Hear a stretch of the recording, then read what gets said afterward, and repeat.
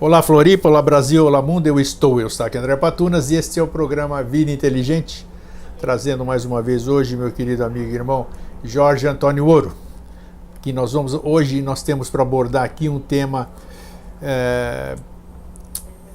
para variar, vamos dizer, para variar não, sempre tem algo a acrescentar, né? Naquilo que a gente sabe, aquilo que todos os temas se apresentam, eles se apresentam para que a gente possa esclarecer, ou se não conseguirmos esclarecer, a gente abre oportunidade para as pessoas terem insights e irem atrás de novos conhecimentos, de explorar mais esse produto. Aqui a gente sempre procurou fazer isso mesmo, despertar um interesse e fazer com que as próprias pessoas fossem atrás das respostas, que nós não estamos aqui, nem Jorge nem eu, para dar resposta para ninguém. Nós mesmos estamos buscando as nossas. A gente tem muita dúvida aqui. Então, o tema de hoje é promessas. Promessas. Por que apareceu? Não sei. Mas por que esse tema promessas é interessante? Muita gente, os avataras, bodhisattvas, agnisvatas, sei lá, outros nomes, outros títulos, vamos dizer, sempre que passaram por aqui, prometeram alguma coisa. Então hoje eu quero abordar com o Jorge essa questão da promessa, né? O último que nos prometeu, dizem que nos prometeu, que eu não estava lá, né? Eu não posso ficar divulgando a crença dos outros. Então dizem que Yoshua Ben Pandira, o Cristo, Jesus, havia dito que ele voltaria, né? Ele tinha ido embora, tal, foi crucificado, morto, sepultado, ressuscitou no terceiro dia. Todo mundo, isso aí, vocês já ouviram falar, um monte de gente falando isso aí. E prometeu que voltaria. Mas voltaria da onde e para quê? E que promessa é essa? E outros também fizeram muitas promessas. Então eu vou fazer a abertura desse programa lendo o teor da mala direta, que eu enviei para aquelas pessoas que estão inscritas na mala direta. E esse texto vai ser o pontapé inicial, digamos assim, para a gente dar a sequência. Depois aí o Jorge se cumprimenta, dá boa noite e tudo, mas eu vou ler primeiro, que assim aí já passo a palavra para ele. Se me tomas por outro e não por eu mesmo, perdidos se farão os meus próprios esforços de todas as épocas. E com isso dificulta a minha volta ao mundo, seguindo as minhas várias promessas. De que vale subdividir a divina essência, se ela é uma só? Mas para ser compreendida pelos homens, é forçada a tomar vários nomes, aspectos e funções. A evolução humana jamais se faria se o verbo se manifestasse sempre proferindo as mesmas palavras. No entanto, outros homens, mulheres e crianças já vieram à minha frente para preparar a nova era. Não para fundar nenhuma religião, pois que todas elas jamais foram por mim criadas, e sim pela ganância mercantil de seus falsos sacerdotes. Eu virei mais uma vez, porém desta conduzindo o vaso sagrado, contendo no seu interior as águas redentoras de uma nova humanidade.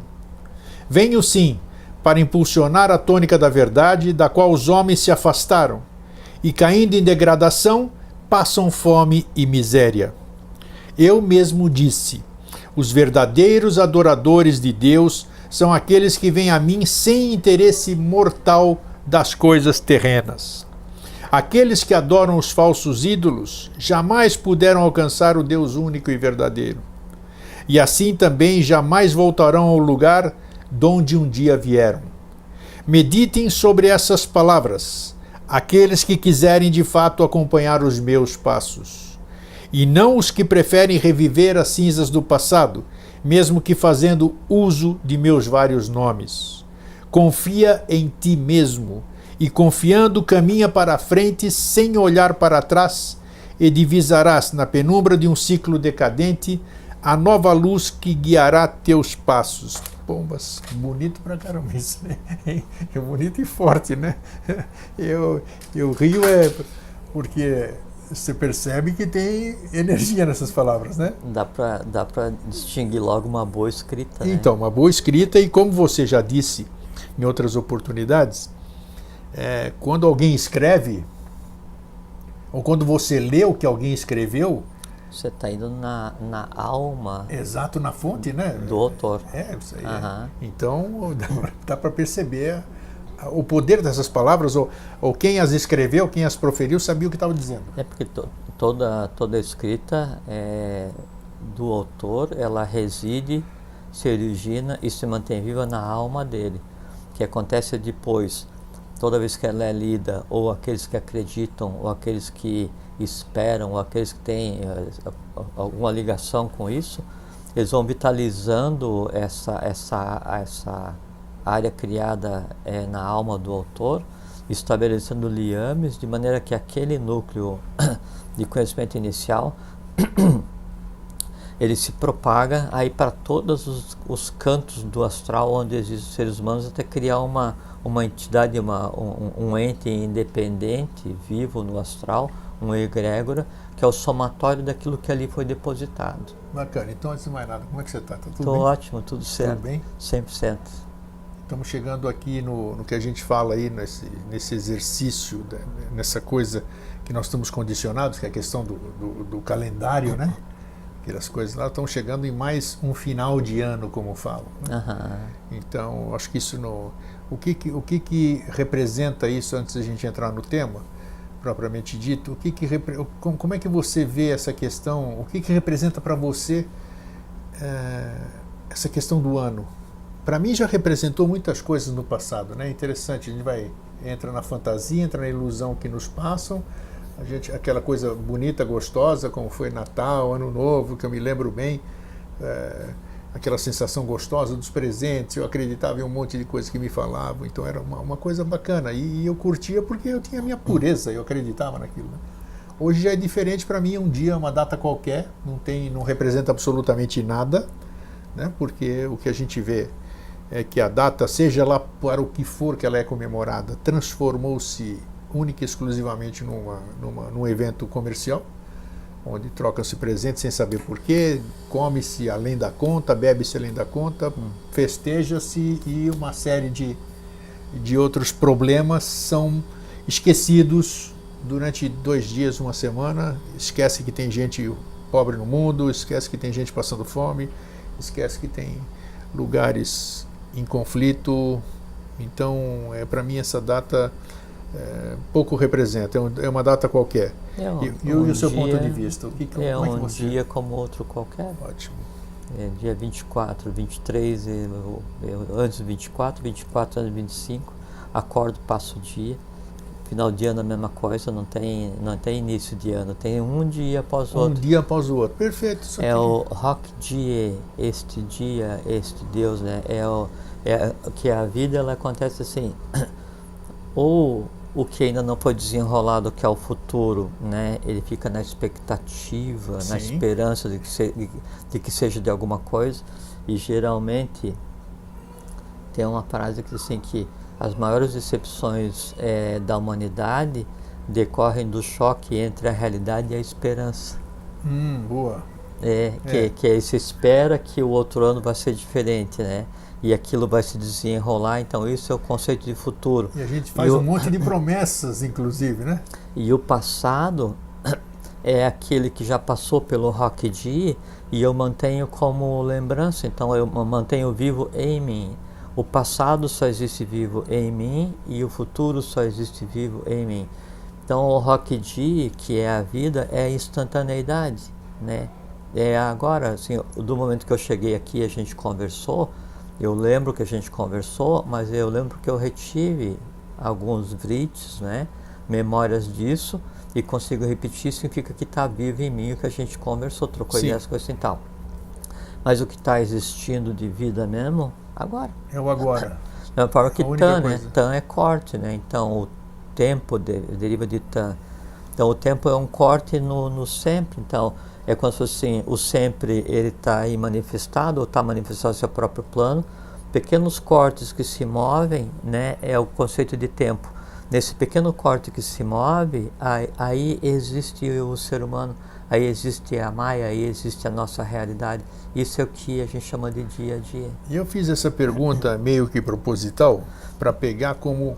Sim, daí eu só queria complementar, desculpe, com relação ao que significa, né, daí a parte final do ano. Então, você falou muito bem que houve uma degradação total do objetivo. Primeiro, a degradação do conhecimento, né? Então não se sabe nada a respeito de quem foi realmente o Joshua Ben Pandira, o que fez, o que deveria ter feito, de onde para onde, quem como. Isso é ignorado pela quase totalidade da humanidade.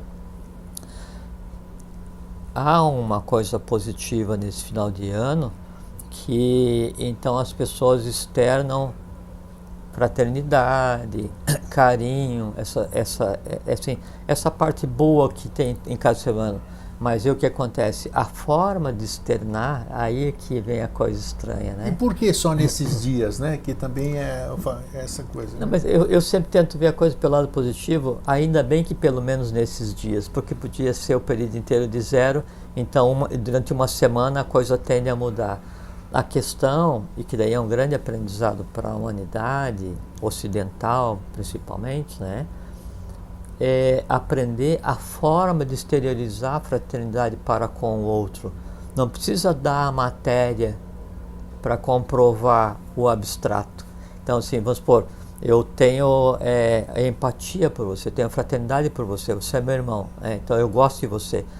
Isso é abstrato. Abstrato do ponto de vista de matéria, mas ele é tão denso quanto, né? E aí, na falta de lidar com o invisível, daí o ser humano tenta fazer o quê? Pegar uma matéria para comprovar que o invisível existe. Então, eu provo que eu gosto de você te dando um presente, né? E o máximo de presente que poderia existir nessa época de confraternização universal, que é esse final de ano, né, seria alguém falar para o outro: eu gosto de você, eu amo você, né, você é meu amigo, qualquer coisa, não interessa o que seja. E esquecer por um instante o noli me tangere, não me toque, né, e dar um abraço.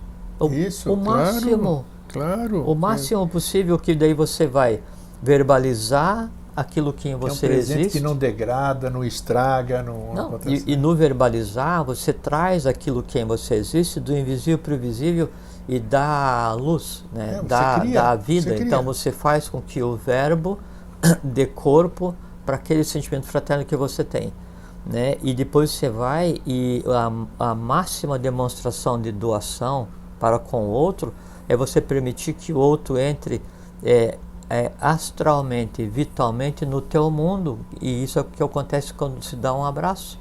É o máximo possível de presente.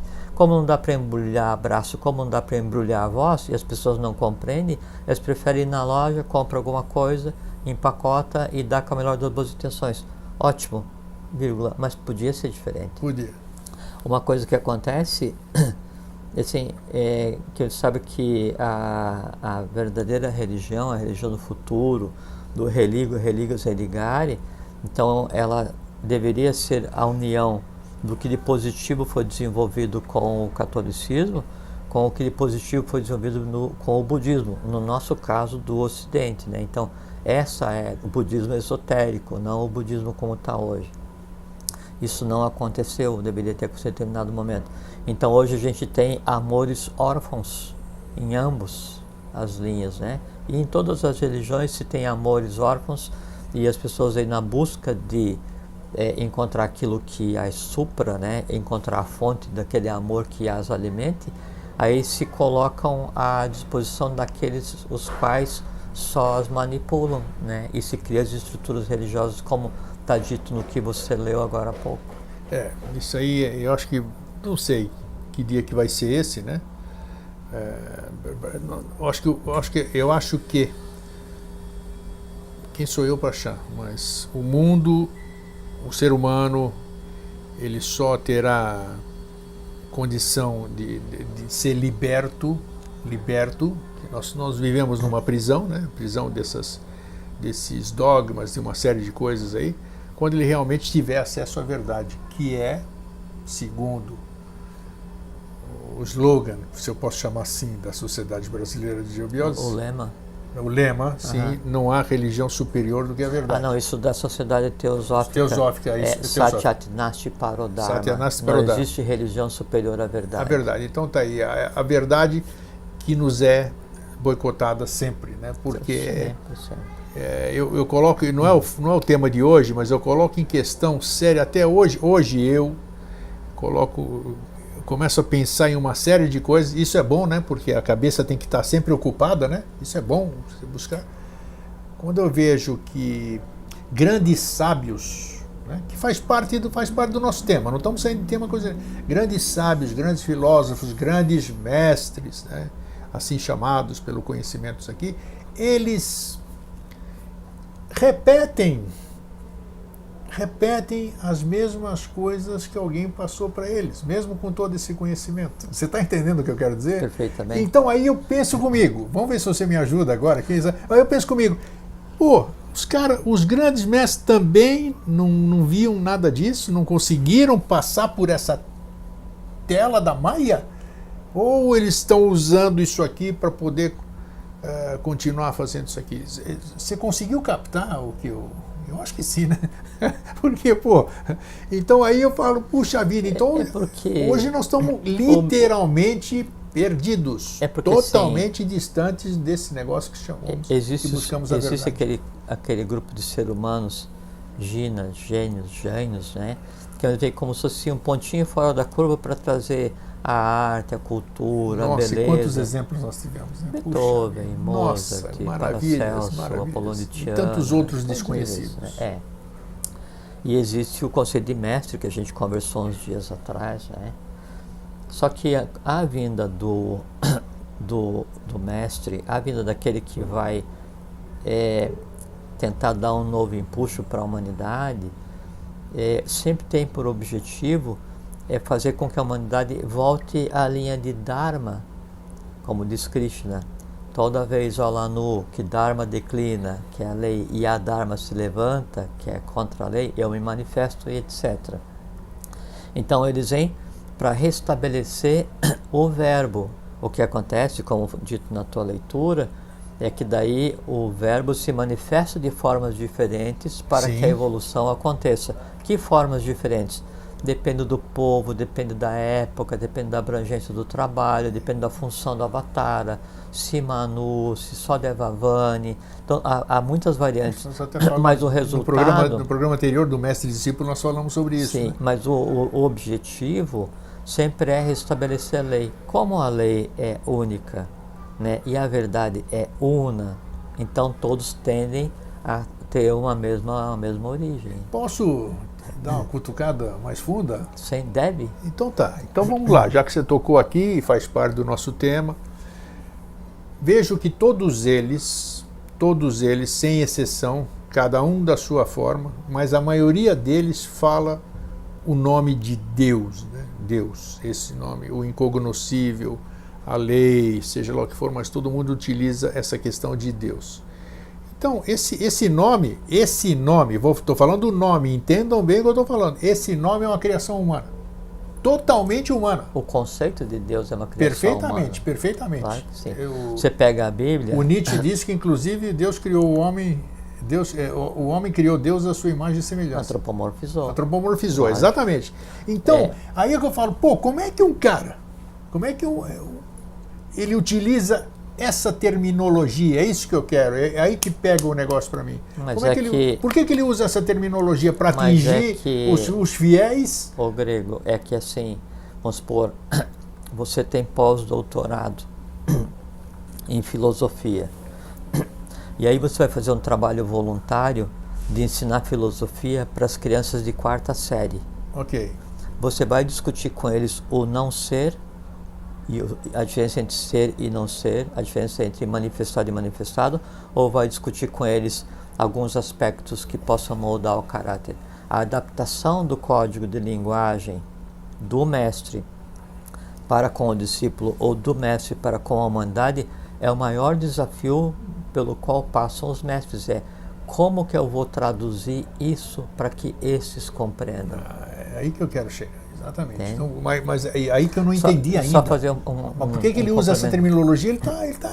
Ele tá assinando embaixo o que os antecessores fizeram. Mas por exemplo, assim, se você está em um determinado mundo e eu quero te tirar desse mundo, o mundo da avidia, da ignorância. Tá.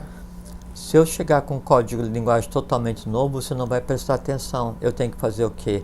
Descer no teu mundo, usar um código de linguagem que você compreenda, tenho que me identificar com os teus valores, até que você em mim confie, até que você estenda a mão, então eu tiro você do teu mundo e mostro o mundo verdadeiro. Muito bom. Falou bonito. Tá. O termo Deus, inclusive, né, ele não é né, ele é plural. Na própria Bíblia, quando se fala de Elohim, Elohim é plural, né, de Eloá, então é os deuses. E quando se todas as até o hebraico é de apóstrofo eus, né?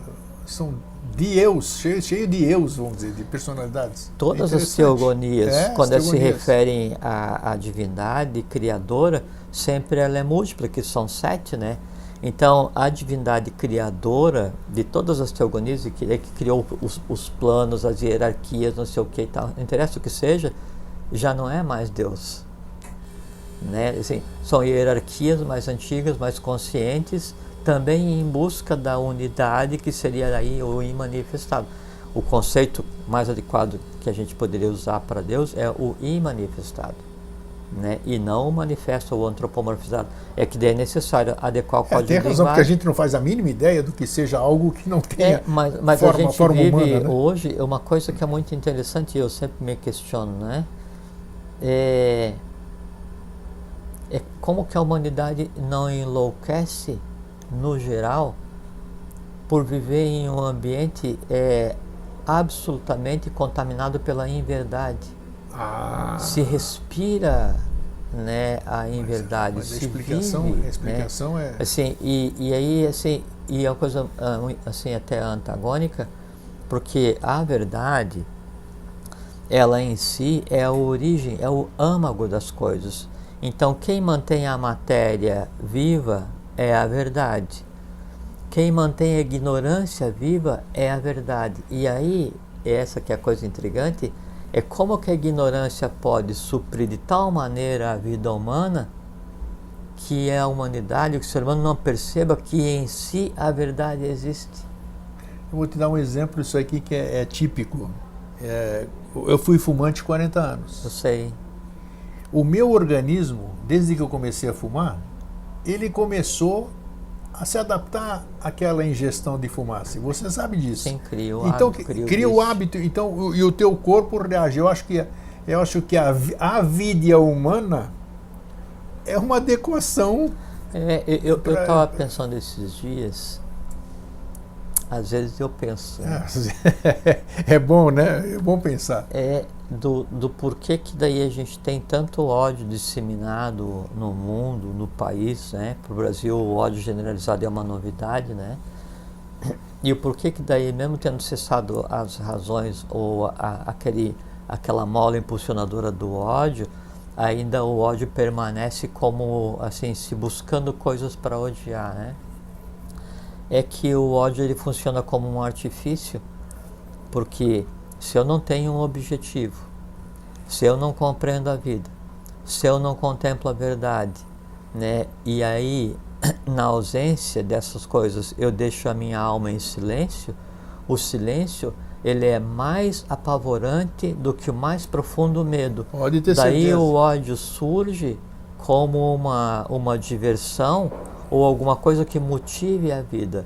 Se eu não amo nada, então o motivo da minha vida é alimentar o ódio que em mim existe. Então o ódio, esse artifício muito interessante daí do ódio, o ódio é um egrégora, né? Então esse artifício muito interessante que ele se fantasia de prazer. Então você sente o prazer em, você vive em função de, até que você passa a ser servo de, né? E é isso que a gente vê hoje. E é uma lástima, né, que a gente veja a humanidade de maneira geral e o nosso país, o Brasil, a terra da Avatara também de maneira geral, afogado, né, num clima astral, assim, um astral denso, com ódio, com ignorância, com, sabe, antipatia, com agressividade. É quase incompreensível que isso possa existir em um momento como o que a gente vive hoje, né? Que assim, inexoravelmente nós estamos num novo ciclo. Não, isso não tem como mudar. É uma realidade imutável. E parece que daí dentro desse novo ciclo se criaram ilhas calcificadas e todo mundo se empenha em se meter naquele buraco escuro para aproveitar os resíduos do que já acabou. Eu acho lastimável, assim. Você vem falando há 11 anos aqui. Eu sei. Você vem falando há 11 anos que é hora de tudo aparecer, de tudo se vir à tona. Então não pode existir transmutação e como é que se diz? Quando se dilui tudo, né?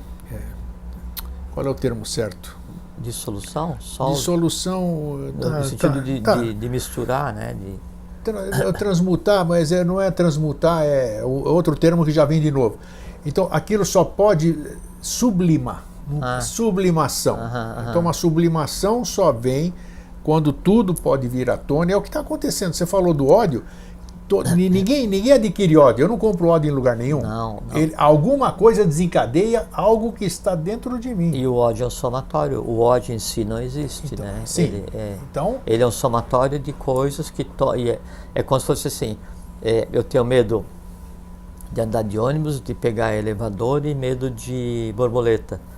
Junta isso e diz que você tem uma síndrome. Isso. O ódio é isso. Também. O ódio é o nome que se dá a uma síndrome de várias pequenas não simpatias, de empatias, de mágoas, de dores. O somatório disso é que daí então se dá o nome de ódio. Uma vez criado, ele se enraiza, né? Isso a gente vai conversar um pouquinho mais à frente, em 3 pontos no corpo humano. Sim. E ali ele fica provendo prazer e cobrando a vida de cada um. Mas ao mesmo tempo é isso que é questão de consciência, como a gente vem falando há muito tempo.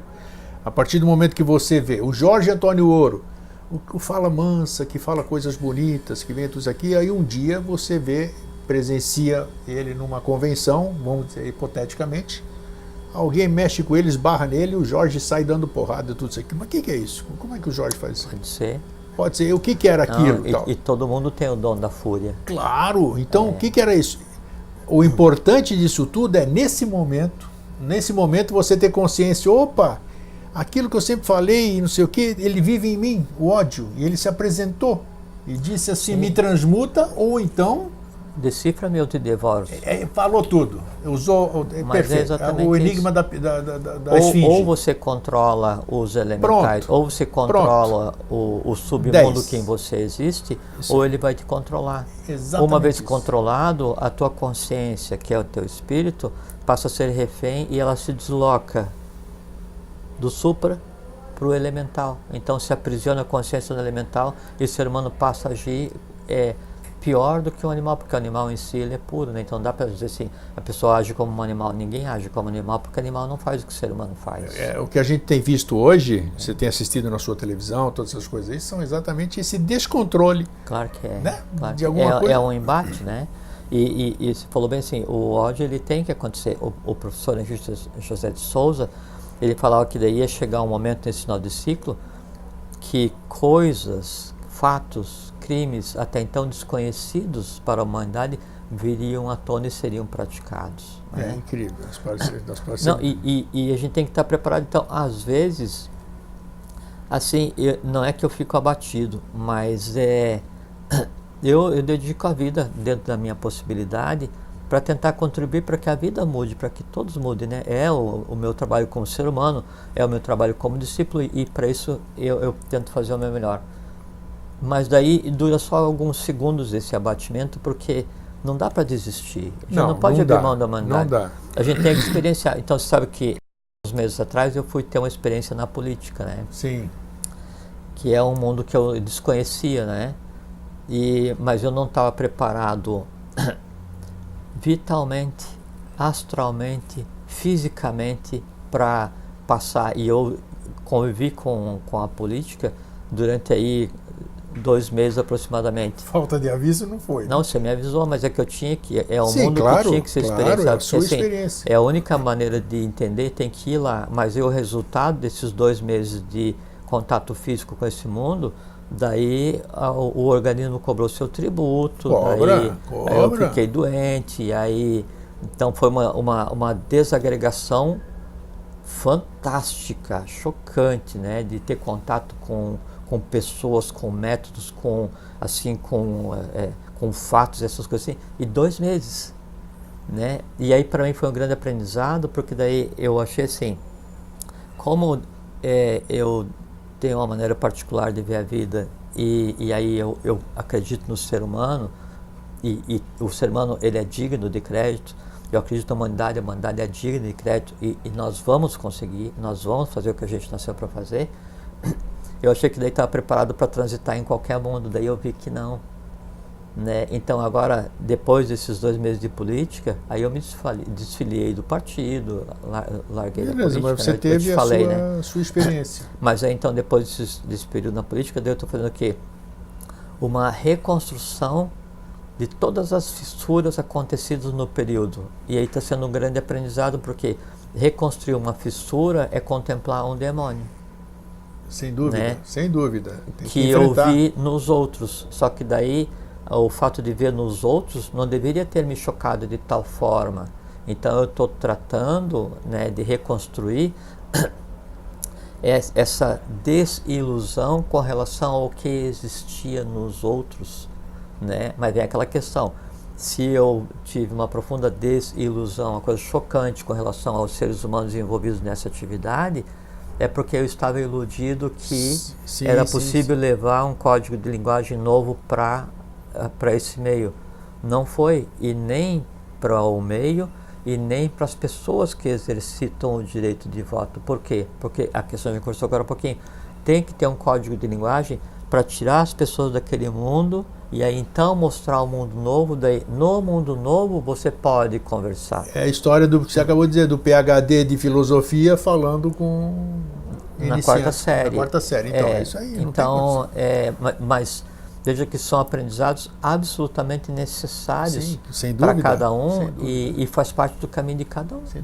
Agora me diz uma coisa, entrando diretamente no nosso tema, por que esses seres, vamos chamar de mais evoluídos, se eram ou não eram, não sei tudo, por que eles prometeram alguma coisa e continuam prometendo? Assim? Isso que eu li no início do nosso programa, foi uma promessa.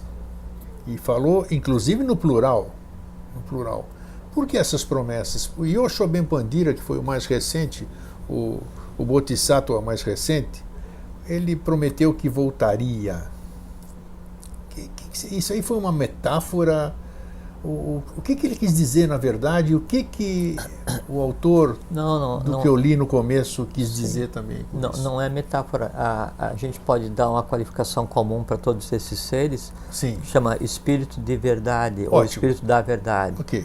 Então, o espírito de verdade ou da verdade, ele é o mesmo que vem todas as vezes. Então, assim, quando inicia uma... Tanto é que o título, né, o ungido, ele é o... Ungido é o escolhido. Exato, que é o portador do Espírito da Verdade. Isso exatamente. Aí. Então, são instrumentos para que a verdade seja dada novamente à humanidade, né? A manifestação que acontece em cada um, como eu conversei agora um pouquinho, depende do trabalho que ele tem que realizar. Yoshoben Pandira tinha que desencadear o núcleo de um 5º sistema de evolução, que teria por base o equilíbrio entre poder temporal e poder espiritual. Ele representando o poder espiritual e Roma representando o poder temporal. Para isso, toda a Grécia trabalhou para que isso viesse a acontecer. Então, não aconteceu. Isso se tentou várias vezes. Então, esse era o trabalho dele. Espírito e verdade, a seres que vem assim, quando inicia uma raça, vem o Manu semente, que ele vai dar um molde dessa raça. No final dessa raça, vem o que chama de Manu colheita. Ele pega o resultado evolucional dessa raça e usa para os passos seguintes. Os que não acompanharam, não chegaram naquele estado de evolução, vão seguir o caminho normal de todos e um dia vão chegar. Então, cada um que vem tem um trabalho específico, mas o âmago de qualquer um deles, esses que você citou, Avatara, Manu, Bodhisattva, tanto faz, O espírito de verdade, o âmago de cada um deles, aí é o mesmo. Por isso que eles falam assim, então eu voltarei, então eu voltarei. Não é que ele, o Bodhisattva, vai voltar.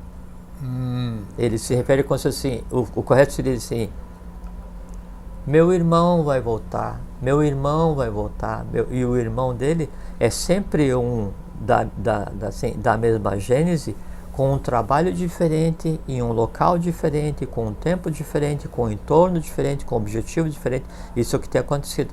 A diferença, que é o que a gente vive agora, é que por conta de o ciclo já ter terminado, o ciclo antigo e o novo já estar em exercício, então o que vem é o somatório de todos os irmãos que vieram. Seria como se fosse já sido uma parte durante um determinado período, o somatório dessas partes faz uma unidade e ele vem agora, que é esse do final de Então, ciclo. em síntese, não é nada diferente de nós também, né? Porque nós somos também constituídos, não, Sim, é o que a gente devido, conversou. devido à proporção, É o que né? a gente na proporção perfeitamente, porque cada um de nós tem em si uma mônada. Isso. O que é a mônada? É um reflexo, é uma parte do que? Do imanifestado, de onde derivam todas as divindades. Quando vem um ser desse, o que acontece é que ele é íntegro, né, em consciência. Nós estamos em processo de aquisição de consciência. O que é a consciência? Sair daquele buraco, contemplar a luz, mais nada. Mas o que eu quero dizer é que nós também somos constituídos de fragmentos dos outros, quer dizer, como seja. Claro que sim. O Jorge não é o Jorge. Não. O Jorge é fruto de uma De um série. resultado. Exatamente. Isso aqui. Eu nunca esqueço o que você falou. Talvez você tenha trazido, para quem não fosse da Sociedade Brasileira de Biose, você trouxe uma novidade, eu acho que para a televisão ou para os meios de comunicação, quando você disse que não existia paridade, né? Você que trouxe essa informação, que eu saiba, claro foi você. Que não. Então, quando você disse isso aí sempre é em escala setenária, sempre em escala setenária. Aí então 7 vão formar 1, 49 vão formar 1, sempre. E assim, você tem o conjunto de seres humanos, 7 seres humanos se iluminam. Eles estão ligados a 1. Esse 1 se ilumina, esse 1 está ligado a mais 6. Esse 7 gera mais 1. Então, cada 7, né, é como se fosse assim, você tem uma escadaria com vários degraus. Só que você consegue só andar o degrau, uma imagem boa. Tem você e mais 6 pessoas. E você tem uma escadaria para subir. Você está nesse degrau, o outro está aqui, o outro está aqui, o outro aqui, o outro está lá embaixo. Você não pode dar o passo para o degrau seguinte sem que todos estejam no mesmo degrau. Então você tem que pacientemente esperar. Aí você ajuda, ei, anda, dá uma força e tal. Aí chegaram os 6 juntos, então, ok, agora vamos, 1, 2 e degrau de cima. Chegou no degrau de cima, espalha para ajudar. Ficou depois legal, de um tempo, junta. Sim. Espera os 6. É sempre assim. E enquanto não acontece a consciência única, de mesmo nível, aí cada um fica em seu estado de existência, fazendo o que a vida lhe possibilita. Isso aqui é o que a gente conceitou como vida. Nós falamos aqui, ao longo desses anos todos, de que a palavra tem poder, né? A palavra é criadora. Criação. Sim. Então, a partir o que qual é o poder de criação, que a gente chama de verbo, chama Mantrika Shakti, né? É um poder cósmico que cria e sustém a própria matéria, que cria e sustém todos os seres, até que chega no ser humano, cria e sustém o som dos seres, os quais a gente chama de conhecimento ou que seja. Então eu quero perguntar o seguinte, considerando de que nós somos criadores, né, através do verbo, tudo que a gente fala, nós estamos criando, né? Quando eu prometo alguma coisa, o que eu estou verdadeiramente fazendo? Vamos esquecer ali a parte avatárica agora. Vamos falar promessa humana. Exatamente, promessa humana. Então assim, ó. Vamos lá. O promessa de prometer, né? É de antes, né? E mittere, M-I-T-T-R-E, um verbo latino, que assim, é enviar, como se fosse o mitere é enviar, né? Então o promitere, o prometer, é você enviar alguma coisa a ser realizada no futuro. Isso é promessa. Vejo que é uma coisa muito interessante.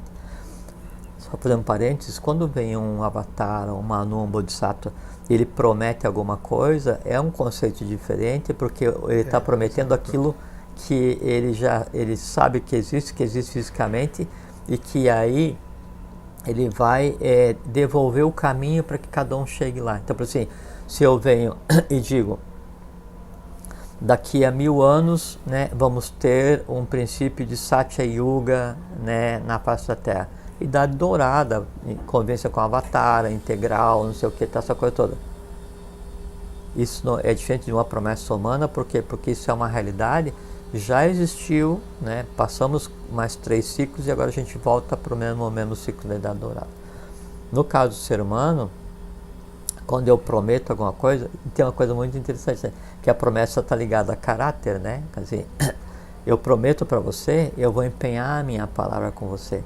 A gente vive em um mundo tão caótico que o caráter e a promessa, ele é substituído pelos cartórios. Então, para que eu garanta que eu vou cumprir o que eu prometi para você, nós temos que ir em determinado lugar, vamos assinar o que eu prometi. Isso, que antes era o fio do bigode, né? Antes existia o fio do bigode, acabou. O verbo, não tem nada superior ao verbo. Escrever, nem nada. Assim, não, e eu costumo dizer assim, se eu falar para você, eu vou fazer, mas nem que o inferno esfrie, sabe? E o contrário também, você fala assim, ó, eu vou fazer, se cuida porque eu vou fazer, né? Então por isso tem que ter muito cuidado, muita parcimônia, né, no definir alguma coisa para fazer, porque eu faço, né? Por quê? Porque você tem que ter força de vontade, que é o que norteia o caráter, que é o que dá vida à promessa. O que acontece? Então, o promitere, né, o prometer a promessa, é você enviar para frente alguma coisa. Então, você cria alguma coisa agora e envia para frente para realizar, né? Tem um termo em latim, ne nuntium necare, não mate o mensageiro, né? Então acontece assim, fim de ano, né? Aí, nossa Senhora, tomando todos, comendo todos, não sei o que. Promete tal, até o que, nossa, né? até E aí no dia 23 eu prometo assim, não, depois do final, depois do dia 2, para dar tempo de, né? Eu prometo que daí eu não vou mais tomar 36 cervejas de cada vez. O que eu fiz? Eu fiz uma promessa. Quando eu prometo alguma coisa, no fato de verbalizar, eu crio, como se disse. Então, não tem como você verbalizar alguma coisa sem criar. Por mais vã que seja a promessa, na hora que ela é proferida, né, então você cria uma expectativa de resolução das coisas envolvidas com aquela. É um sistema complexíssimo prometer alguma coisa. Mesmo quando a gente promete para nós mesmos. Então, assim, não, eu não vou mais beber todas depois do dia 2. Quando eu falo isso, o que acontece? Eu crio alguma coisa que é o não mais beber. O não mais beber todas, o que é? Ele é uma negação ao beber todas.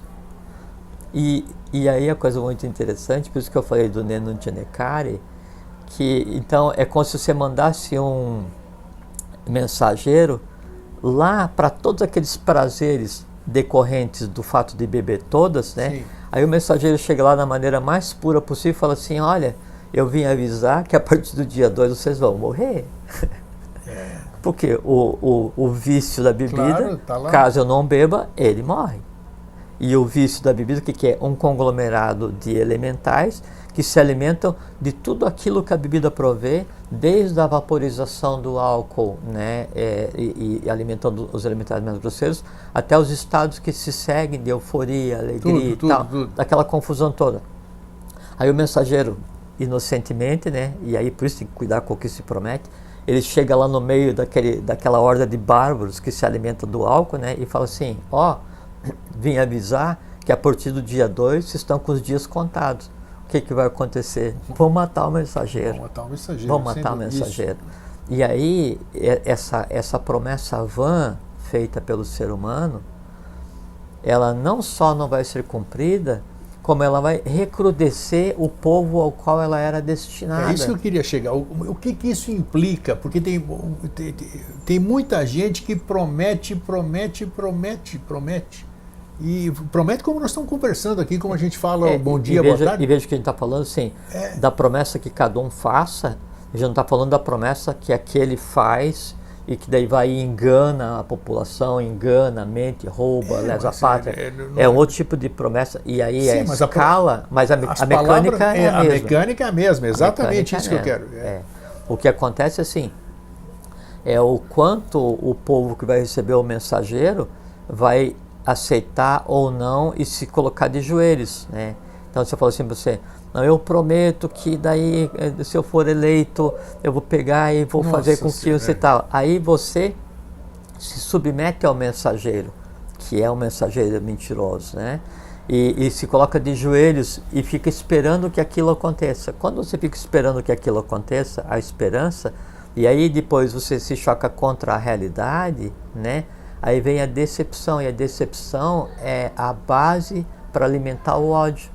Então, toda esperança não cumprida que vai gerar uma decepção, né, ela em si alimenta o ódio contra aquele que fez a promessa. Mas só que a culpa não é de quem prometeu, a culpa é de quem acreditou na promessa.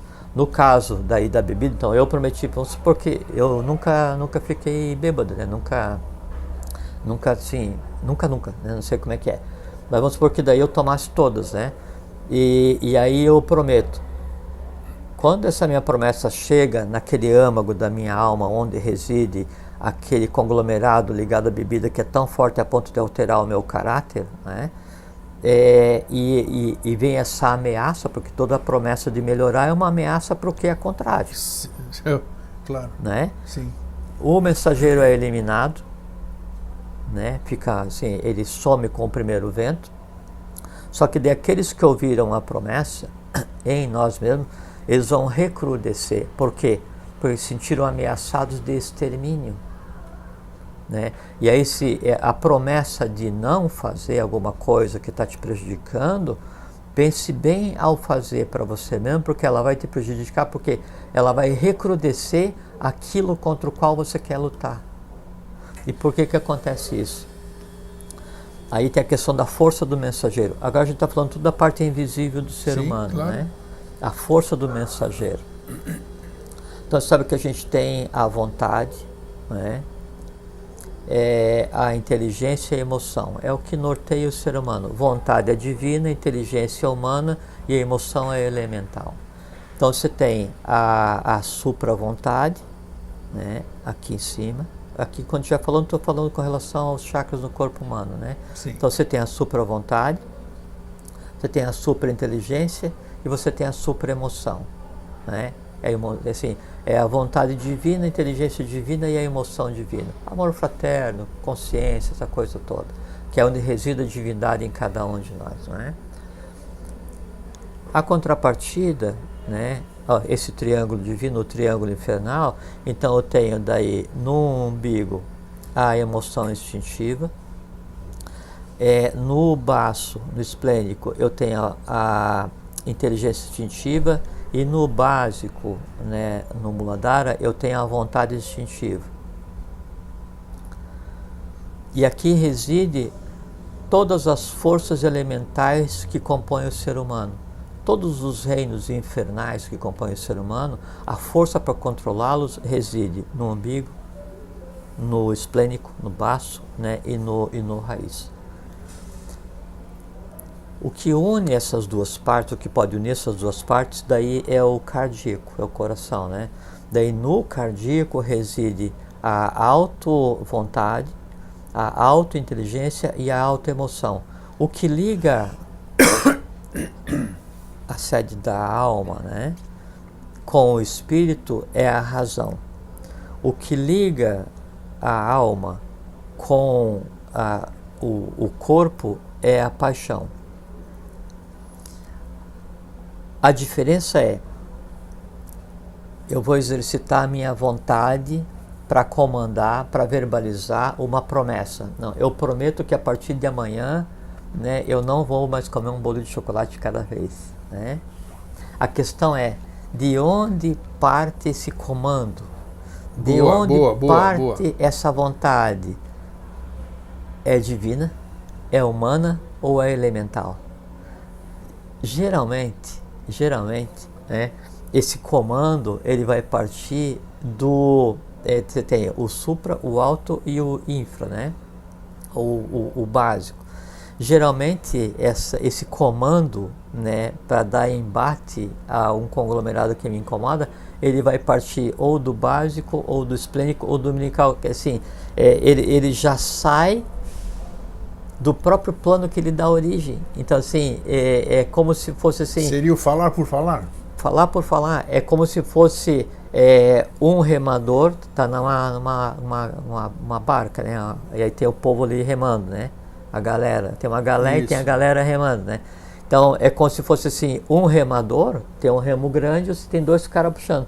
Como se esse remador aqui quisesse dar ordem para o remador do lado. Vai quebrar o maior pau, vai parar o remo, vai atrapalhar a barca, vai dar só errado, né? É exatamente a mesma coisa. Então, ou eu ajo, no mínimo como ser humano, quando for emitir alguma coisa, e uso a razão para emitir um comando, ou eu uso, né, a condição divina para emitir um comando, né, ou não comande. O que implica? Porque eu posso, por exemplo, prometer para você alguma coisa por interesse, ou para me livrar de você. O que isso implica? É tudo a mesma coisa, porque assim, geralmente, quando não há consciência em um comando, é que esse impulso de comando ele foi gerado dos pontos mais primitivos do ser humano, que é o umbigo, que é o esplênico e que é o básico. Então você tem... Você está me prejudicando ou está prejudicando a si próprio? A si próprio, você tem emoção instintiva, inteligência instintiva, né, e a vontade instintiva.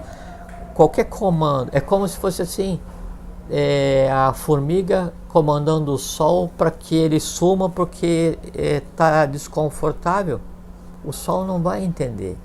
Então, quando o comando parte da vontade instintiva, quer dizer, quando a consciência da pessoa ela está focada na parte instintiva, quando quem comanda essa pessoa não é o divino, não é a razão que liga o divino com a alma, não é o hominal, não é sequer uma paixão, que assim, tem o fogo da paixão, ele tem a parte negativa, né, que é o passional, o erotizado, mas tem a parte positiva, que é assim, a paixão em realizar um objetivo em função da humanidade.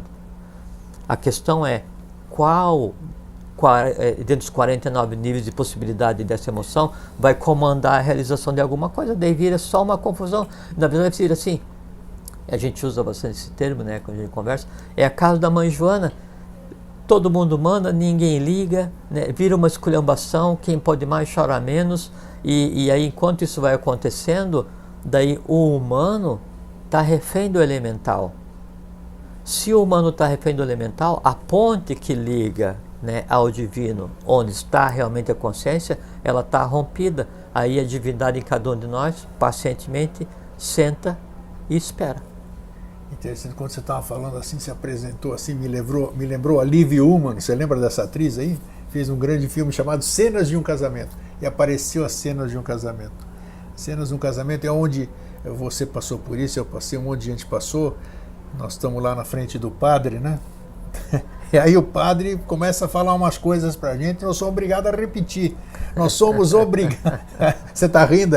Então você tá lá com a sua noiva, com o seu noivo, tudo isso aqui, você é obrigado. Eu, fulano de tal, te prometo, fulana de tal, ser fiel na alegria, na tristeza, na saúde, na doença e tal. Então quer dizer, alguém lá... Até que a pensão nos separe. Até que a pensão separe. No começo é meu bem e depois são meus bens, né? Então, puxa vida, Jorge, o que isso... Você está vendo? Vem de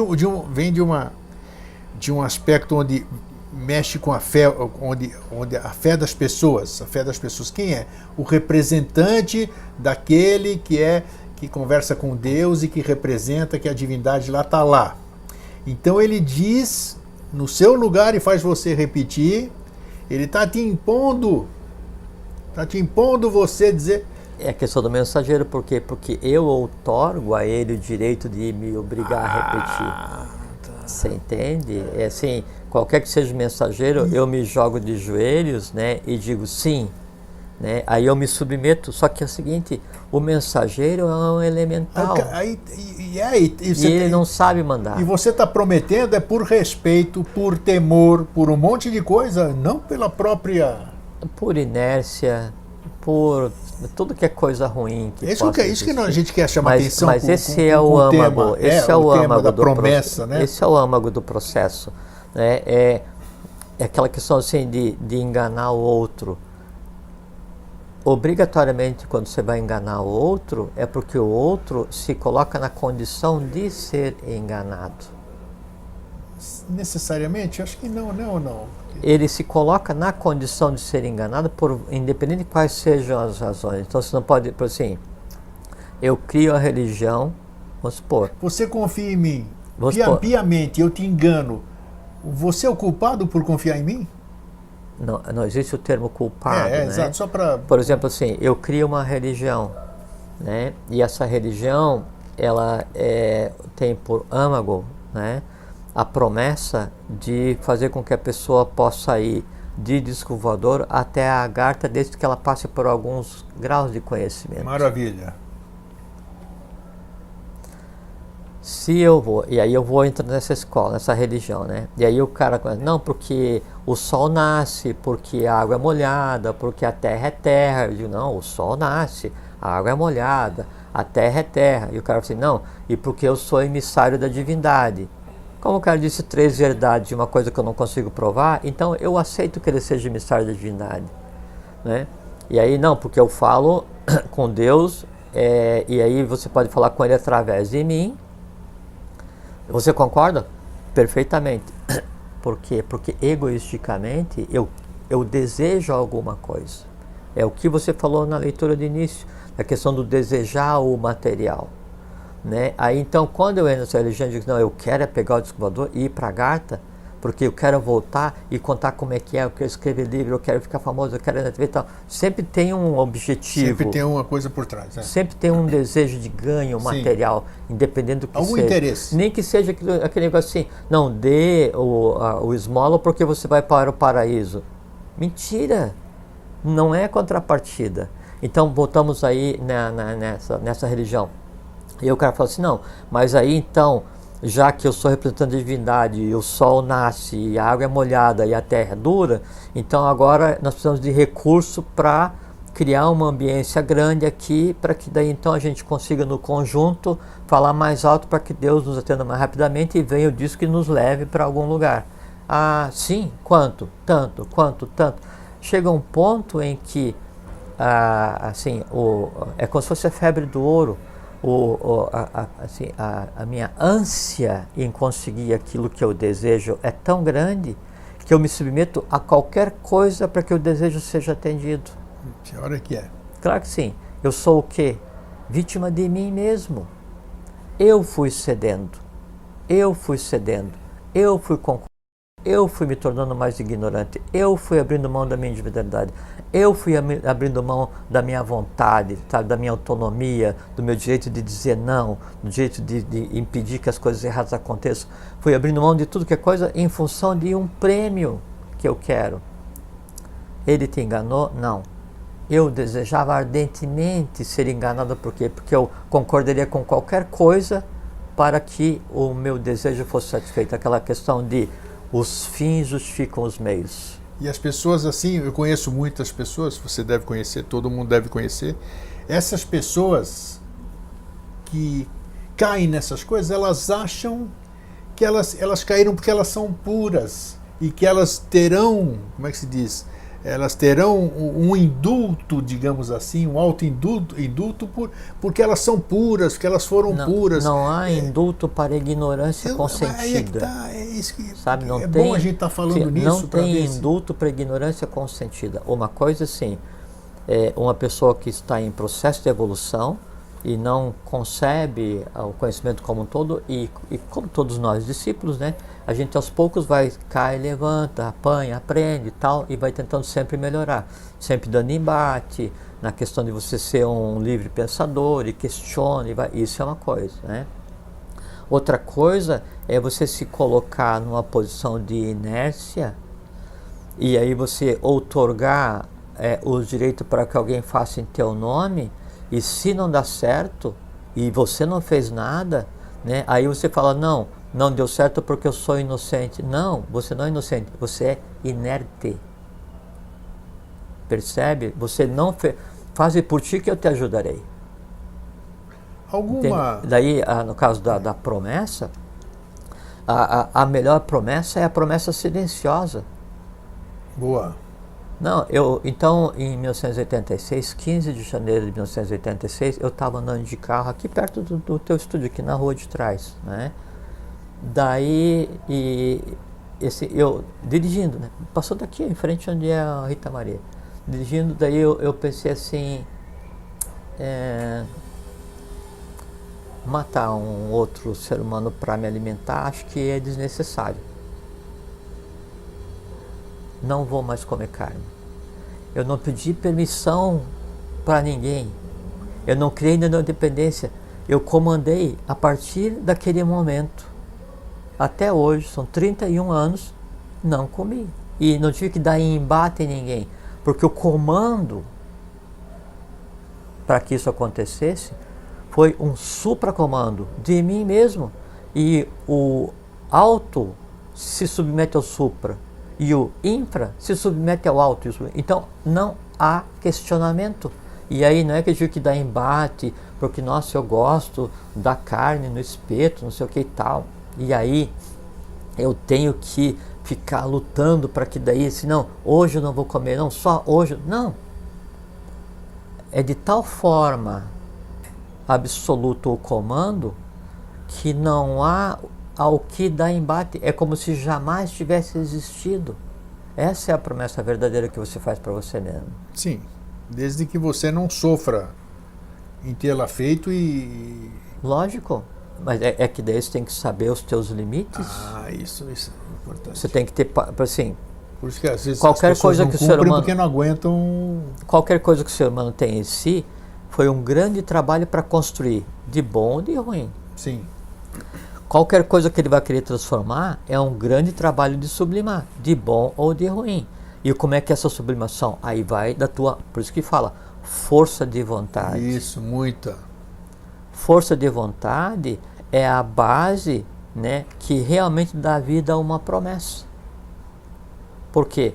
Porque a força de vontade, ela emana do caráter de cada um. E o caráter é aquele conjunto de premissas que existe no coração, onde reside a alma. Então eu tenho aqui auto-vontade, auto-inteligência, auto-emoção. Então o conjunto, né, de fatores entrelaçados que moldam o meu caráter, ele é tão forte que ele não cede jamais a qualquer pressão que venha, né, de instinto e desejo. Aquilo assim, o cara foi preso porque roubou R$500. Aí, isso eu vejo nas redes sociais, né? O cara também é muito tolo, né? Se sujar por R$500, se fosse 1 milhão até vai. Não. Sujeira mesmo. É a mesma. É questão de caráter. Sim. Né? É assim, nenhum milhão, nenhum bilhão. Né? Porque se você acha que roubar 500 não é ruim, porque daí vai sujar por pouco, mas 1 milhão pode ser, então significa que uma vida pode ser, 2 talvez, 500. Então você passa a se comportar como flexível em moeda de troca, onde a cada flexibilização que você faça, o teu caráter ele é trincado. Quando o caráter trinca, quando há fissura no caráter, né, aí deixa de existir essa unidade de humanidade, né, e o controle despenca, e quem passa a gerir a vida humana são os instintos e as emoções. Eu vi uma expressão numa notícia de jornal tem um tempo atrás, que a pessoa que disse, penso que ela não tenha noção do que ela tenha dito, mas de uma profundidade esotérica, né? Então, assim, foi a mulher de um político falando a respeito de um político. Falou assim, ele não tem alma, ele tem só desejos. Ela não tem noção da verdade que existe nessa expressão. Por quê? Para que se tenha alma, há que se ter uma diretiva. Para que a alma ouça o espírito, há que se ter uma diretiva. Quando não se tem mais alma, quando essa alma inexistente já não conversa mais com o espírito, daí você tem só desejos, toda a diretiva passa a vir daquele local onde não existe saciedade. Nenhum desejo pode ser satisfeito porque ele está entrelaçado a outro. Então, a tônica de quem vive baseado só em desejo e instinto é a não saciedade. Sempre vai haver algo a ser perseguido, como o suplício de Tântalo. Assim, sempre vai haver uma dor depois da outra, sempre vai haver um desejo, sempre vai haver uma falsa promessa depois de outra. E aí cria um ciclo vicioso, né, onde o resultado é só a morte por ignorância. Você falou uma vez assim aqui, que uma coisa que me impressionou, mas passou batido, não foi aprofundado e também não vai ser hoje. Você falou que a gente pode nessa vida aqui, vivo, perder a alma, né? Lógico. Lógico. Como é que isso é possível? Lógico. Porque usando a frase da mulher do político, né? E tem profundidade realmente, ele não tem alma, só tem desejo. Realmente é quando alguém já não tem mais. Não, e quando se fala que só tem desejo, você está se referindo a um conglomerado de elementais envolto em uma pele humana. Isso, que tomou conta de tudo. E isso explica, você pega a realidade do Brasil hoje, né? Então, assim, é chocante, né? Assim, e a gente fica olhando assim, como que pode existir seres humanos que façam isso com a nossa pátria? Aí vem uma vírgula, mas talvez não sejam seres humanos. O ser humano é o que tem corpo, alma e espírito. Eu te disse uma frase, não vou repetir aqui porque foi para você, né? Antes de você entrar na política, eu te falei uma frase, né? E você nunca esqueceu, você guardou para você. Eu sei. E é exatamente isso que nós estamos falando agora. Eu sei, E você constatou que é. Sim, é real. Sim, não, é um mundo. Olha, Grego, eu já passei por coisas na minha vida. Já andei em lugares estranhos, sabe? E olha, não tinha entrado em uma esquina do inferno tão profundo, né? Mas foi um grande. Assim, e não adiantava ninguém contar. Não. Tinha que tem que vivenciar. Tem que descer no inferno, olhar na cara do capeta e meter a mão na cara dele, assim, tem que fazer serviço completo. Foi o que eu fiz. Papai André, o finado Papai André, ele me dava um monte de conselhos como pai, claro, né? Como pai. Aí ele falava para mim, poxa, eu tô te dizendo que naquela rua tem um buracão. Você vai lá e vai cair no buracão? E eu falava, não, porque eu vou mesmo. Ele deixava o filho dele. Não, mas você entendeu? Foi lá e ia no buracão. E veja que esse comportamento que a gente tem às vezes de não escutar um conselho, ele é a tônica do Ocidente, né? Que o Ocidente ele renega toda a tradição humana do Oriente. E algumas religiões querem reescrever tudo do zero, então assim, desconsidera e ficam reinventando a roda. Assim. Mas eu não condeno isso, porque... Não, você pega, por assim, então o cimento... Nós precisamos comprovar o que o Ocidente ensina. Eu não sim. posso tomar aquela verdade simplesmente porque vem do Ocidente, né? Sim, eu tenho que mas não isso. uma negação ilógica. Não, negação não. Respeito, até eu conseguir... Então, por assim, o cimento foi inventado há pouco tempo, né? Que é o que possibilitou um impulso civilizatório, né? Aí a gente não precisa ir longe, você pega Vitrúvio, né, o engenheiro, arquiteto romano, ele inventou o cimento. Né, e tem um livro do Vitrúvio que explica como é que faz o tal do cimento. Só que, não, vamos inventar. Então, você pega tudo que é coisa que se tem hoje, agora vamos mais longe. Você pega todo o avanço tecnológico e está recaminhando, que está passando à frente por que já foi caminhado pela humanidade, e é tido como novidade. Mas não, é porque a gente renega o passado humano. Aí vem a questão das religiões. Apaga tudo, destrói inclusive sítios arqueológicos, destrói. É como teve uma época da humanidade que as religiões, elas se compraziam em queimar os escritos. Hoje as religiões se comprazem em destruir as coisas construções, exato. a história, Isso. para criar um povo acometido de uma amnésia, achando que daí então ele só existe há 5.000 anos, e por conta disso se joga de joelhos, né, a qualquer um que venha com uma lanterna dizendo que é o sol. É isso aí. Entende?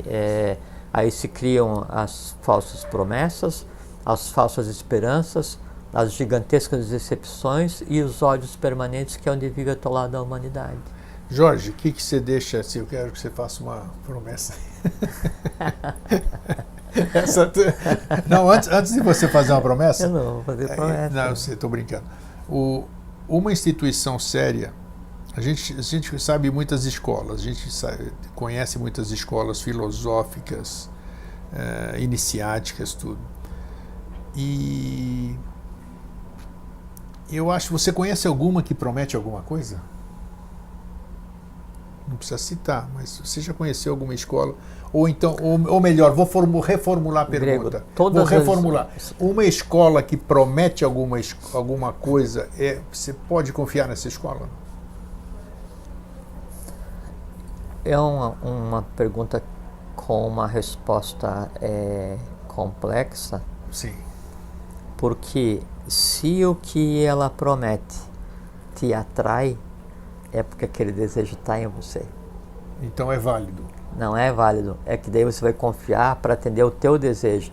O que pode acontecer é que o teu desejo seja inválido.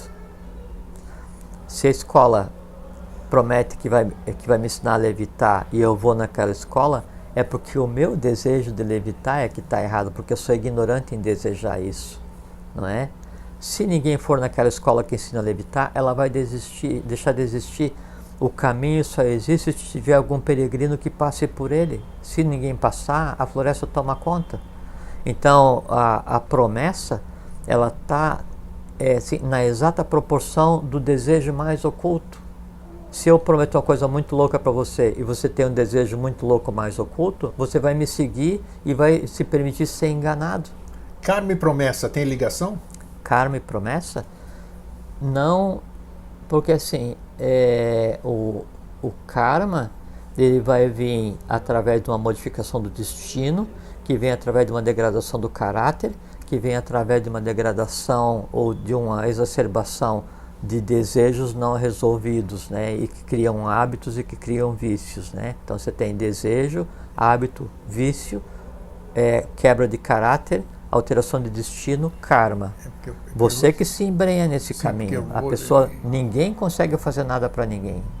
Tá, e porque, por exemplo, eu consigo ser uma pessoa persuasiva e eu prometo para as pessoas que me seguirem que elas enriquecerão, ou elas terão a sua casa própria, ou que elas encontrarão o reino dos céus. Karmicamente, como é que é isso? Essa que é a pergunta. Lógico que há uma ligação, porque assim, primeiro a questão da pessoa ter em si esse desejo de eu tenho que enriquecer de tal maneira, isso é uma premissa tão grande na minha vida que eu sigo qualquer um que me prometa isso. É a manidana dela. Tem um vídeo que você deve ter assistido, todo mundo assistiu agora, que é um absurdo, todo mundo achou.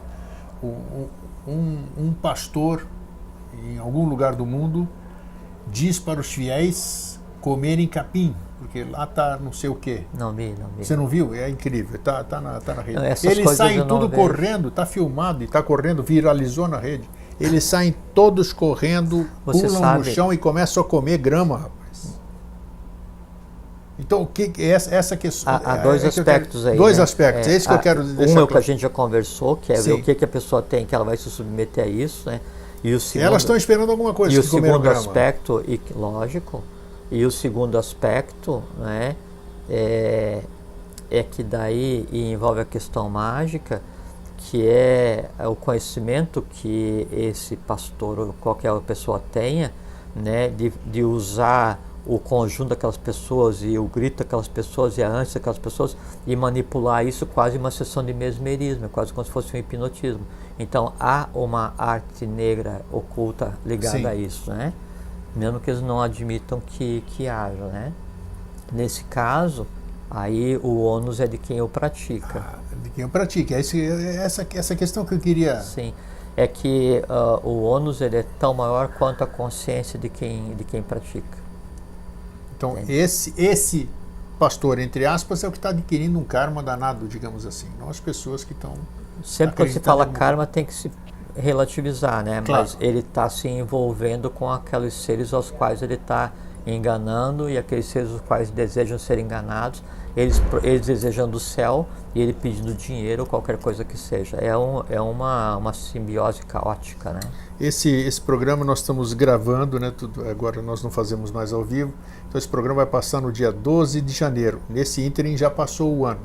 E começam-se essas coisas. Nesse ano que está começando, Jorge, que as pessoas estão assistindo hoje, você recomenda, vamos dizer assim, para a gente encerrar? Eu só queria falar uma coisa antes, se me permite, Pois que não. eu creio muito importante, dessa questão de ver o vídeo. Então eu ando lá no Facebook, né? E não tenho escrito alguma coisa, nada assim já há meses, né? Tá. Mas daí a pessoa, assim, a gente tem que tomar muito cuidado, as pessoas em geral, nós, né?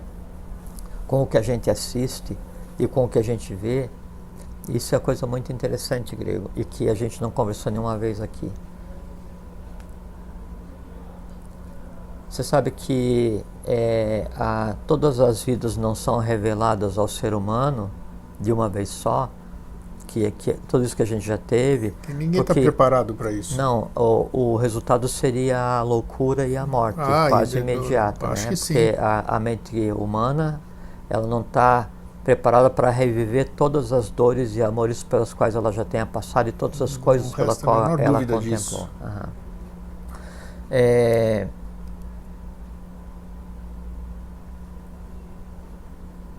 Quando a gente vai dormir, Grego,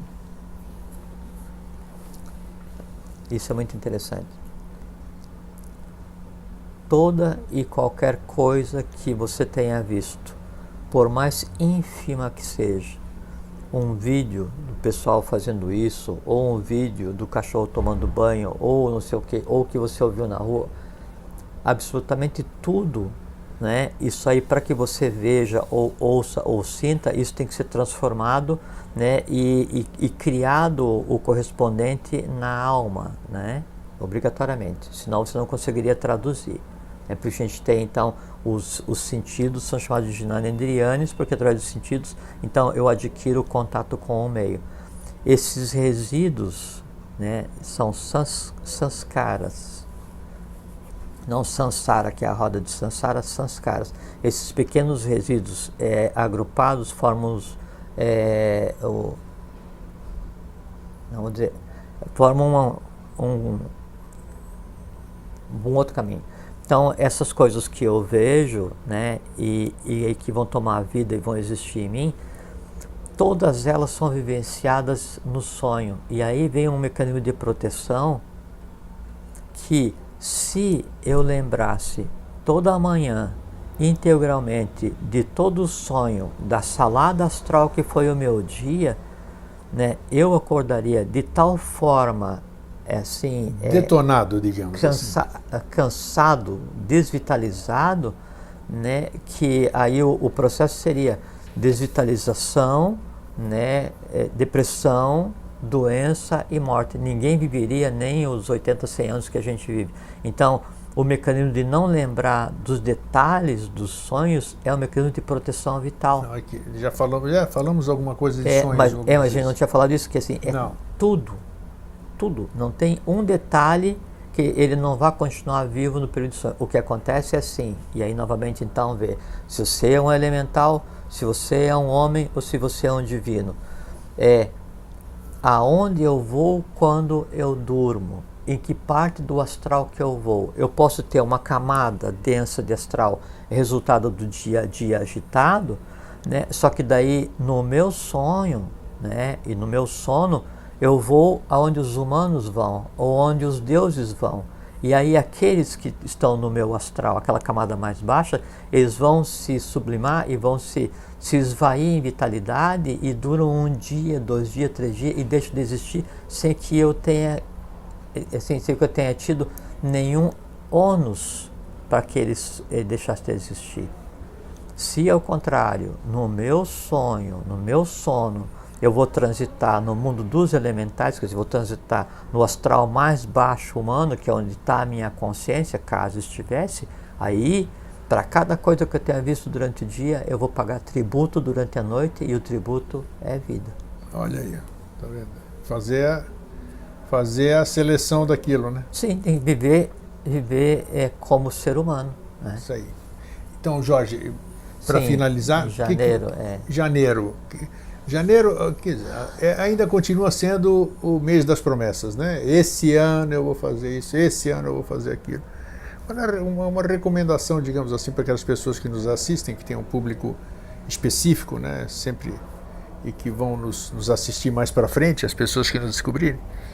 Então, o que você recomenda?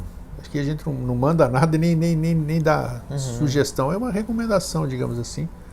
Assim, duas recomendações, ou dois desejos, ou duas esperanças, né? Isso. Que eu gostaria que tomassem corpo, forma, vida, som, cores na vida de cada pessoa, de cada ser humano. Verbalizar é criar. Primeiro, que cada um de vocês consiga se manter íntegro enquanto ser humano. E assim, íntegro e incólumes, conseguindo passar esse mar vermelho, esse mar tamásico que a humanidade, que nosso país tem atravessado nesses períodos, e que ao se manterem íntegros e incólumes, se coloquem na condição de intrépidos formidabilíssimos em cada um de vocês, exigindo que o máximo da expectativa da divindade, que esse ser humano dê certo. Essa é a primeira esperança, o primeiro desejo. E a segunda esperança, o segundo desejo é que daí, para a felicidade de cada um de vocês, para a justificativa da vida de cada um de vocês, se ainda não o fizeram, que o façam. E esse o façam é encontrar um bom caminho para seguir a vida. Busquem conhecimento, se iniciem para adquirir o direito de ver o mundo no qual cada um está vivendo. Então, em se mantendo íntegro, em estando em um caminho, nada mais é necessário na vida de qualquer ser humano. É o máximo que eu posso desejar para cada um de vocês. Já é muita coisa. Então tá bom, Jorge, obrigado. Obrigado a você. Que a gente tenha um feliz sempre, todos nós, né? A gente aprende isso aqui no Vida Inteligente com o Jorge, né? Muito bacana. Obrigado pela paciência de me aguentar mais um ano. Não, tá aí, vamos lá. Vamos em frente, né? Isso a gente faz, é muito agradável o que a gente faz, a gente se sente bem, Jorge e eu, e vocês também, tenho certeza. Então nós estamos aí, criamos a nossa egrégora, e essa nossa egrégora cresce, é uma egrégora de paz, de amor, de fraternidade, pelo menos é assim, né? Existe e tomara que ela cresça e tome o tamanho que tem que tomar. Às vezes aí a gente se aborrece, você se aborrece porque parece que não está dando resultado do trabalho. Mas está, Grego. Mas você tem a certeza. Tem a certeza. Eu pelo menos assim aprendi, mesmo que as pessoas não gostem, ou sei lá, porque tem gente que não gosta de certas atitudes do outro, né? Porque às vezes ela não tem a coragem de dizer o que o outro consegue dizer com a maior naturalidade. Então é isso, eu prefiro, depois ainda de ter tido um infarto, né? Eu prefiro externar aquilo que eu penso, que eu sinto, mesmo que não seja verdadeiro, do que ficar me corroendo com aquilo dentro. Então eu compartilho, jogo e assim. Então assim, eu gosto de ser franco, né? Então às vezes é o que o Jorge fala, às vezes eu me sinto desanimado, assim, com certos resultados não dessa forma, mas isso faz parte. Logo em seguida passa, isso aí é que nem uma nuvem passageira e pronto, a gente vai em frente. Porque assim, quando você está em uma batalha e aí você é ferido, acaba a batalha, né? E aquela ferida vai cicatrizar, tudo que tem que restar de memória é o que não fazer para não dar a oportunidade de ser ferido novamente. Exatamente. Não deve ser guardada a memória do quanto profunda foi a ferida. Claro. Não deve ser guardada a memória de quanto deu para cicatrizar. Né? Da batalha resta o quê? A sensação do dever cumprido. É isso aí. Isso é bacana por aquilo que eu recebo aqui. Então você sabe, né? É isso aí. Então, gente, tenham todos um maravilhoso ano, um maravilhoso sempre, e que a gente possa ser todos, né? Todos, a gente possa ser feliz, próspero, fraterno, que é o que vale. Que a gente possa ser humano. É isso aí. Fraterno abraço e um feliz sempre. Fique em paz, tenha uma boa vida.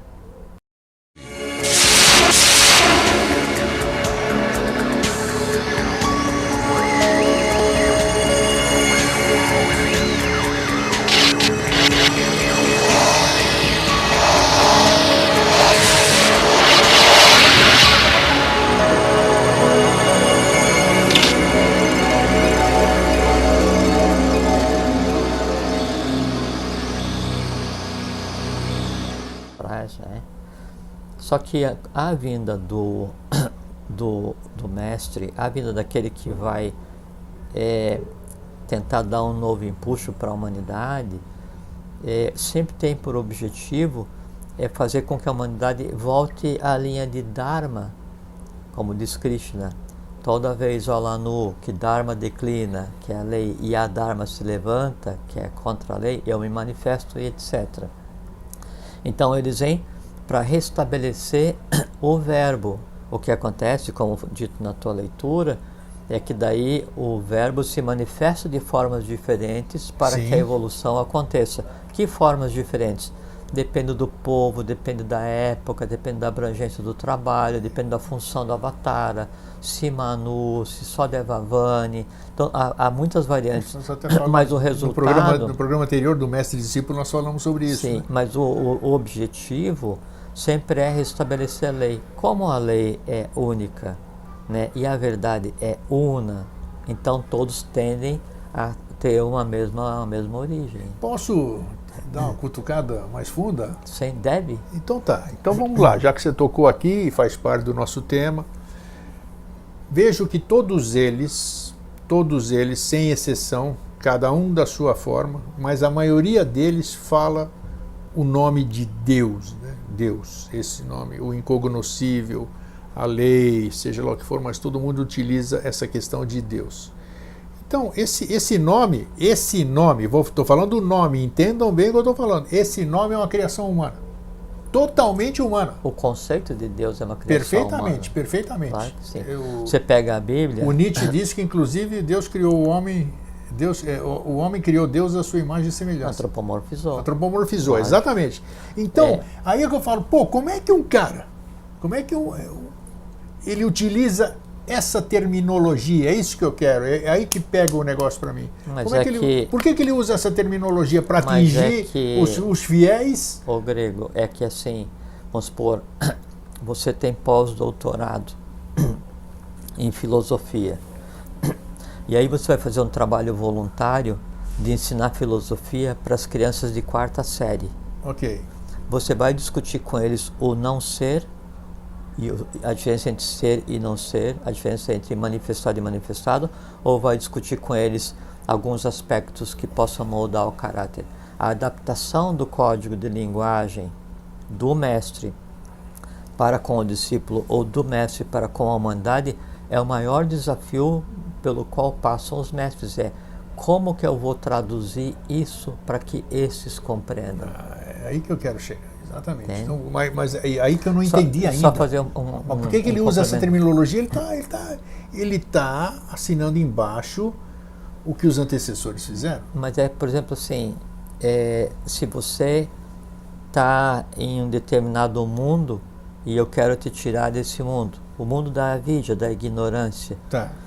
Se eu chegar com um código de linguagem totalmente novo, você não vai prestar atenção. Eu tenho que fazer o quê? Descer no teu mundo, usar um código de linguagem que você compreenda, tenho que me identificar com os teus valores, até que você em mim confie, até que você estenda a mão, então eu tiro você do teu mundo e mostro o mundo verdadeiro. Muito bom, falou bonito. Tá. O termo Deus, inclusive, né, ele não é né, ele é plural. Na própria Bíblia, quando se fala de Elohim, Elohim é plural, né, de Eloá, então é os deuses. E quando todas as até o hebraico é de apóstrofo eus, né?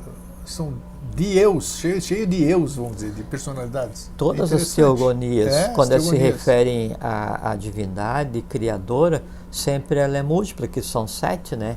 Então, a divindade criadora... E não degrada, não estraga, não acontece. E no verbalizar, você traz aquilo que em você existe, do invisível para o visível, e dá luz, né? Dá vida. Então, você faz com que o verbo dê corpo para aquele sentimento fraterno que você tem, né? E depois você vai e a máxima demonstração de doação para com o outro é você permitir que o outro entre astralmente, vitalmente no teu mundo, e isso é o que acontece quando se dá um abraço. É o máximo possível de presente. Como não dá para embrulhar abraço, como não dá para embrulhar a voz, e as pessoas não compreendem, elas preferem ir na loja, compra alguma coisa, empacota e dá com a melhor das boas intenções. Ótimo, vírgula, mas podia ser diferente. Podia. Uma coisa que acontece, assim, que ele sabe que a verdadeira religião, a religião do futuro, do religas religare, então ela deveria ser a união do que de positivo foi desenvolvido com o catolicismo, com o que de positivo foi desenvolvido com o budismo, no nosso caso do Ocidente, né? Então, essa é o budismo esotérico, não o budismo como está hoje. Isso não aconteceu, deveria ter acontecido em determinado momento. Então, hoje a gente tem amores órfãos em ambos as linhas, né? E em todas as religiões se tem amores órfãos, e as pessoas aí na busca de encontrar aquilo que as supra, né? Encontrar a fonte daquele amor que as alimente, aí se colocam à disposição daqueles os quais só as manipulam, né? E se cria as estruturas religiosas, como está dito no que você leu agora há pouco. Isso aí eu acho que, não sei que dia que vai ser esse, né? Eu acho que quem sou eu para achar, mas o mundo, o ser humano, ele só terá condição de ser liberto. Nós vivemos numa prisão, né? Prisão desses dogmas, de uma série de coisas aí, quando ele realmente tiver acesso à verdade, que é, segundo o slogan, se eu posso chamar assim, da Sociedade Brasileira de Geobiose. O lema, sim, não há religião superior do que a verdade. Não, isso da Sociedade Teosófica. Satyatnasti Parodharma. Não existe religião superior à verdade. A verdade. Então está aí, a verdade que nos é boicotada sempre, né? Porque eu coloco, não é o tema de hoje, mas eu coloco em questão séria, até hoje eu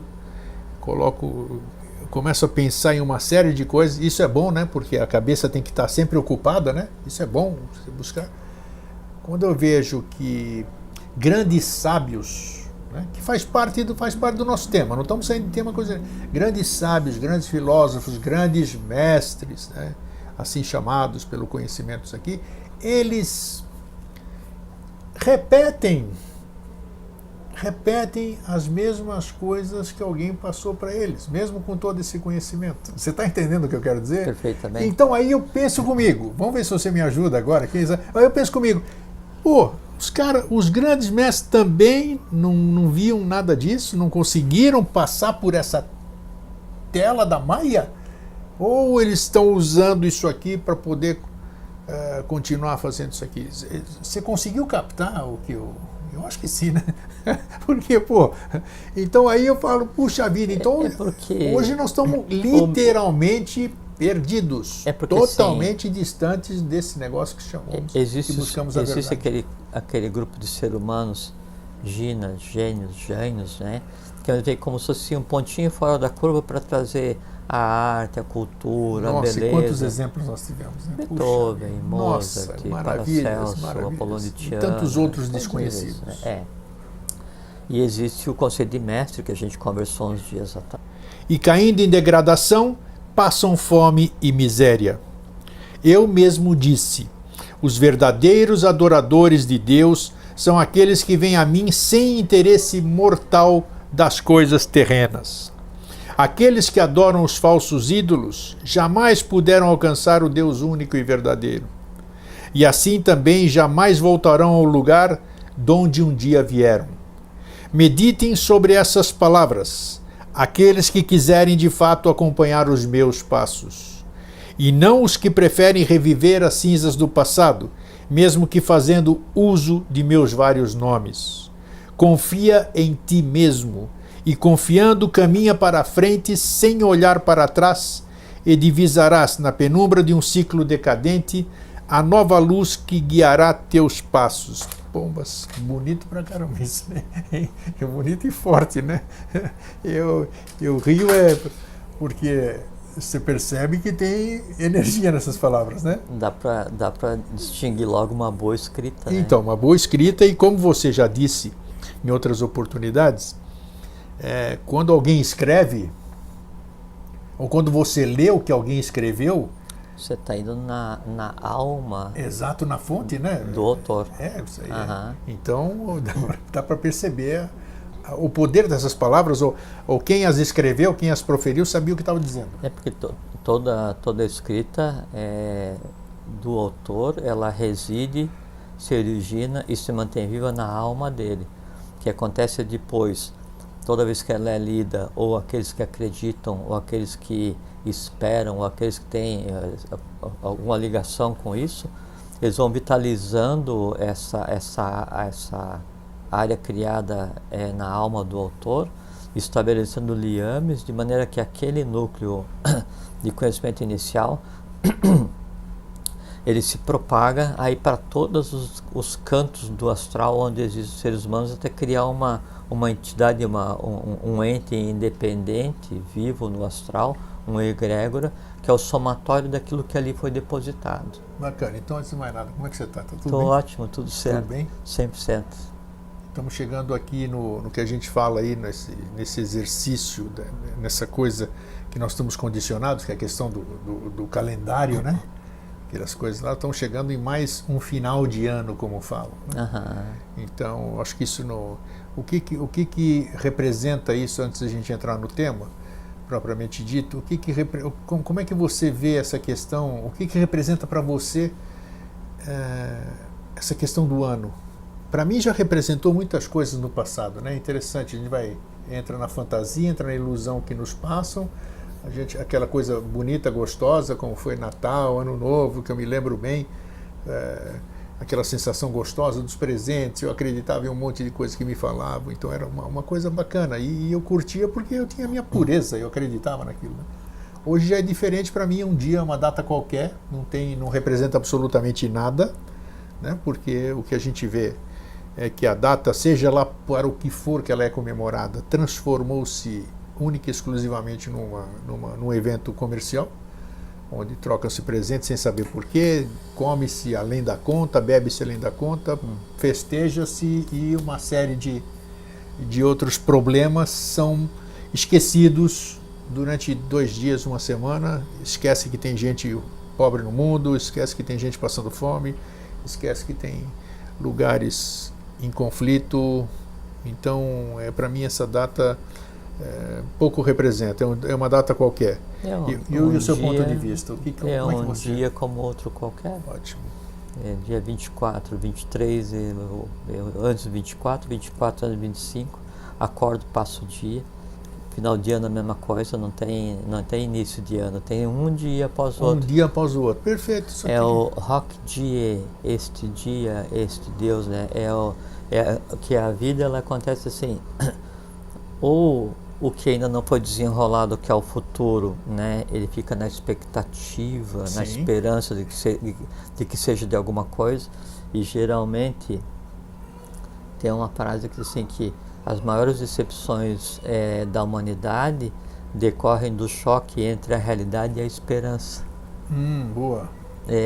Que se espera que o outro ano vai ser diferente, né? E aquilo vai se desenrolar, então isso é o conceito de futuro. E a gente faz um monte de promessas, inclusive, né? E o passado é aquele que já passou pelo Rock Dia, e eu mantenho como lembrança, então eu mantenho vivo em mim. O passado só existe vivo em mim, e o futuro só existe vivo em mim. Então o Rock Dia, que é a vida, é a instantaneidade, né?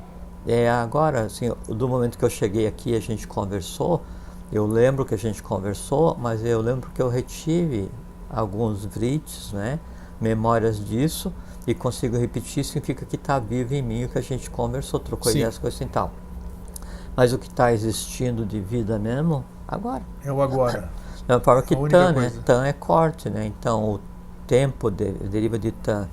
Então o tempo é um corte no sempre. Então é como se fosse assim, o sempre ele está aí manifestado, ou está manifestado no seu próprio plano. Pequenos cortes que se movem, né? É o conceito de tempo. Nesse pequeno corte que se move, aí existe o ser humano, aí existe a Maia, aí existe a nossa realidade. Isso é o que a gente chama de dia a dia. E eu fiz essa pergunta meio que proposital para pegar como... Sim, daí eu só queria complementar, desculpe, Diga. com relação ao que significa, né, daí a parte final do ano. Então, você falou muito bem que houve uma degradação total do objetivo. Primeiro, a degradação do conhecimento, né? Então não se sabe nada a respeito de quem foi realmente o Joshua Ben Pandira, o que fez, o que deveria ter feito, de onde para onde, quem como. Isso é ignorado pela quase totalidade da humanidade.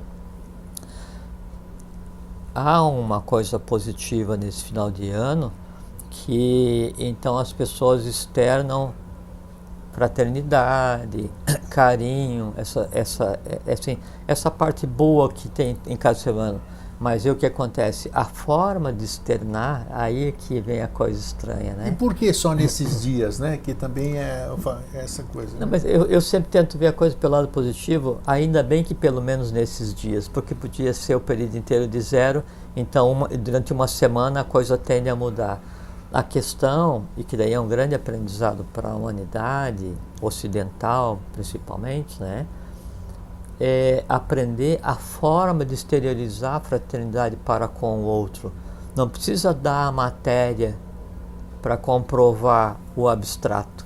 Então, assim, vamos supor, eu tenho empatia por você, tenho fraternidade por você, você é meu irmão, então eu gosto de você. Isso é abstrato? Abstrato do ponto de vista de matéria, mas ele é tão denso quanto, né? E aí, na falta de lidar com o invisível, daí o ser humano tenta fazer o quê? Pegar uma matéria para comprovar que o invisível existe. Então, eu provo que eu gosto de você te dando um presente, né? E o máximo de presente que poderia existir nessa época de confraternização universal, que é esse final de ano, né, seria alguém falar para o outro: eu gosto de você, eu amo você, né, você é meu amigo, qualquer coisa, não interessa o que seja, e esquecer por um instante o noli me tangere, não me toque, né, e dar um abraço. Isso, o máximo, claro. O máximo possível, que daí você vai verbalizar aquilo que em você existe.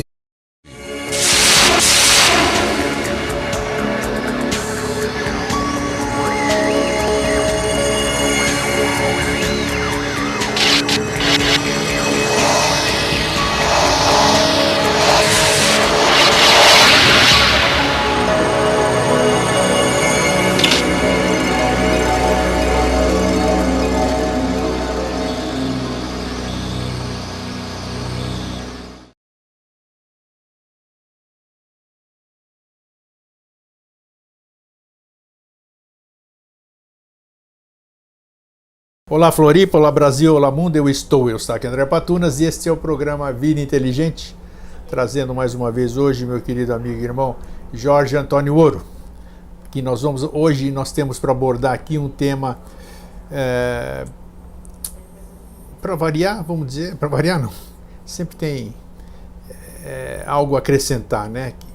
Naquilo que a gente sabe, aquilo que todos os temas se apresentam, eles se apresentam para que a gente possa esclarecer, ou se não conseguirmos esclarecer, a gente abre oportunidade para as pessoas terem insights e irem atrás de novos conhecimentos, de explorar mais esse produto. Aqui a gente sempre procurou fazer isso mesmo, despertar um interesse e fazer com que as próprias pessoas fossem atrás das respostas, que nós não estamos aqui, nem Jorge nem eu, para dar resposta para ninguém. Nós mesmos estamos buscando as nossas. A gente tem muita dúvida aqui. Então, o tema de hoje é promessas. Promessas. Por que apareceu? Não sei. Mas por que esse tema promessas é interessante? Muita gente, os avataras, bodhisattvas, agnisvatas, sei lá, outros nomes, outros títulos, vamos dizer, sempre que passaram por aqui, prometeram alguma coisa. Então hoje eu quero abordar com o Jorge essa questão da promessa, né? O último que nos prometeu, dizem que nos prometeu, que eu não estava lá, né? Eu não posso ficar divulgando a crença dos outros. Então dizem que Yoshua Ben Pandira, o Cristo, Jesus, havia dito que ele voltaria, né? Ele tinha ido embora, tal, foi crucificado, morto, sepultado, ressuscitou no terceiro dia. Todo mundo, isso aí, vocês já ouviram falar, um monte de gente falando isso aí. E prometeu que voltaria.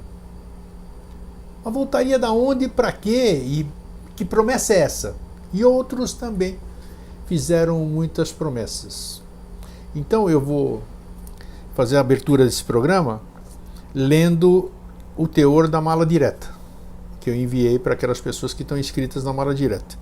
E esse texto vai ser o pontapé inicial, digamos assim, para a gente dar a sequência. Depois aí o Jorge se cumprimenta, dá boa noite e tudo, mas eu vou ler primeiro, que assim aí já passo a palavra para ele.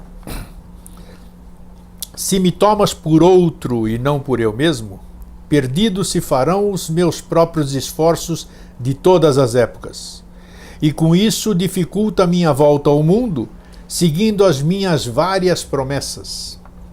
De que vale subdividir a divina essência, se ela é uma só, mas para ser compreendida pelos homens é forçada a tomar vários nomes, aspectos e funções? A evolução humana jamais se faria se o verbo se manifestasse sempre proferindo as mesmas palavras. No entanto, outros homens, mulheres e crianças já vieram à minha frente para preparar a nova era. Não para fundar nenhuma religião, pois que todas elas jamais foram por mim criadas, e sim pela ganância mercantil de seus falsos sacerdotes. Eu virei mais uma vez, porém desta conduzindo o vaso sagrado, contendo no seu interior as águas redentoras de uma nova humanidade. Venho sim, para impulsionar a tônica da verdade, da qual os homens se afastaram,